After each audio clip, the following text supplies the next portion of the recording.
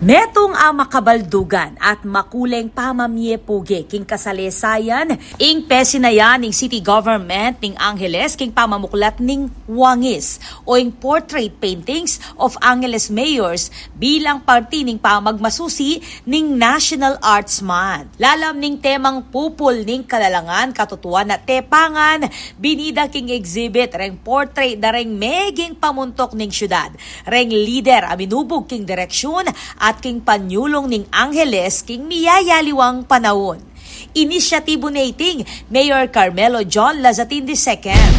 Ito ay isang magandang paraan para makita natin o ma-meet natin ang mga pamilya nila at magunita ulit ang kasaysayan na nakapagbigay ng magandang halimbawa sa mga Angeleño. At nakikita niyo po ngayon, napakaganda ng Angeles because of contributions ng lahat ng pamilya at lahat ng mayors na naging mayors ng Angeles City.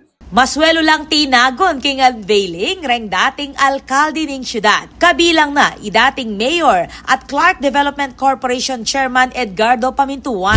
This is important in presenting to the people how their leaders look like, and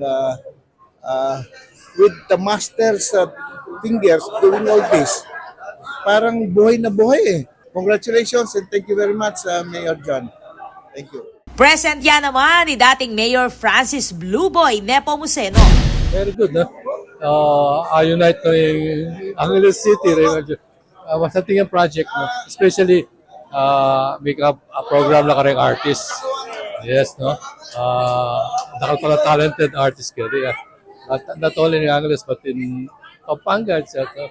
So, it's an honor to be part of this event. At dating Mayor Maximo Sangil. At hula naman reng pamilya dareng aliwapang meging alkalde ning Angeles. Ing proyekto, penimuna ning Norman Philip Chotwico ning pamitipon kaya duwangan reng kapampangan artist adina Rolly Suba, Milan Pilares, Edu Pereras, Ramil Tumampos at Eduardo Pereras. Ing exhibit IT, personal neng pinonduan Mayor John Lazatin. Hindi natin binibigyan ng weight na ginawa natin programa to.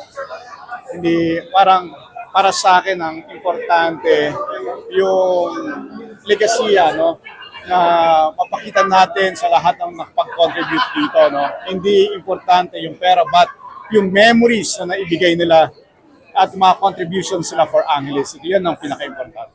Higit pa king meto nga art exhibit ing wangis paganakaya ning pamana ning serbisyo publiko at patunay ning gelingan at creative works dareng kapampangan. Meto nga tete ning milabas, ngeni at bukas para kareng balang Angeleño. Ako po, Patricia Mamangon para king News Force Pampanga. Balitang tutuking balen, susuyo.